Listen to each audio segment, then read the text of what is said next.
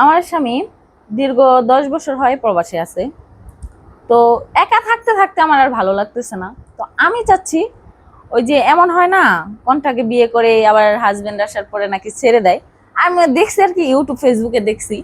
তো ওই রকম যদি আদৌ হয়ে থাকে, সত্যি হয়ে থাকে, তো আমি চাচ্ছি ওই রকম কোনটাকে একটা বিয়ে করতে, যে আমাকে সঙ্গ দিব, প্লাস আমাকে নিয়ে ঘুরবে, বেড়াবে, খাবে, এইরকম। আবার আমার স্বামী আইলে আমার সাইডাও দিব। তো এইরকম যদি কেউ থেকে থাকো, তাহলে এই ভিডিওর শেয়ার অপশনে যাও, দেখো আমার ইমো নাম্বার আছে, আমার সাথে যোগাযোগ করো। আচ্ছা আপু, আপনি হঠাৎ করে এই পদক্ষেপটা কেন নিলেন যে কোনটাকে বিয়ে করতে যাচ্ছেন? আপনার তো স্বামী আছে না?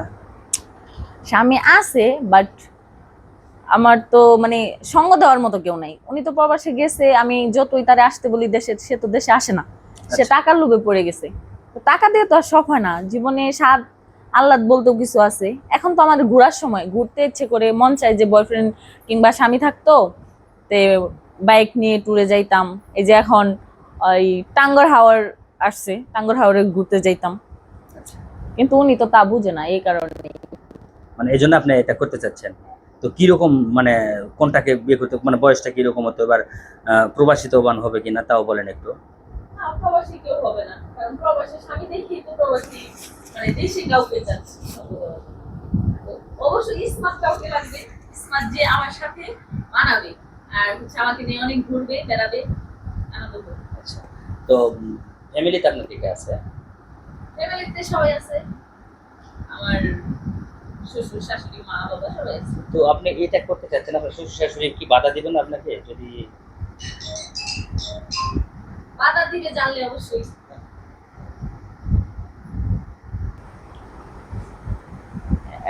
কোন দিকে শুরু করবো? যাই হোক, আমার হাজবেন্ড ফোন দিছে, এখন আর কথা বলা যাবে না, পরে আবার কথা হবে। Bye bye. একটু একটু কথা বলেন, আর একটু আপনার জামাইকে একটু পরে বলেন, আপনি আমাদের সাথে একটু কথা বলেন, ভালো লাগছে।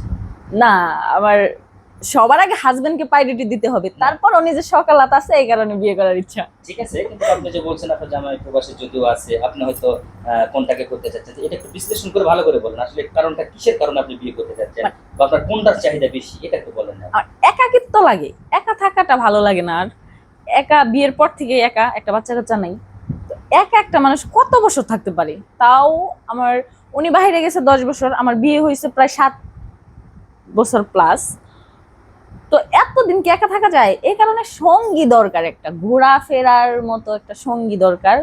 বয়ফ্রেন্ড বা ফ্রেন্ড হলেও হবে, সমস্যা নেই। আচ্ছা, উনি কি বাংলাদেশে একবারও আসেনি আপনার কাছে? না। একবারও আসেনি? না, কেন আপনি কি বলেন না তাকে আসার কথা?